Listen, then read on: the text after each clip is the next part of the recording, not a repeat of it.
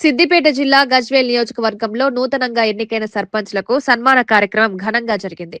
Siddipet DCC అధ్యక్షులు ఆంక్షారెడ్డి ఆధ్వర్యంలో నిర్వహించిన ఈ కార్యక్రమంలో గజ్వేల్ నియోజకవర్గంలో గెలిచిన 94 మంది సర్పంచ్లను అభినందించి సత్కరించారు. ఈ కార్యక్రమానికి రాష్ట్ర మంత్రులు పొన్నం ప్రభాకర్, వివేక్ వెంకటస్వామి ముఖ్య అతిథులుగా పాల్గొన్నారు. ఈ సందర్భంగా మంత్రి పొన్నం ప్రభాకర్ మాట్లాడుతూ నూతనంగా ఎన్నికైన సర్పంచ్లు, ఉప సర్పంచ్లు, వార్డు సభ్యులకు అభినందనలు తెలిపారు.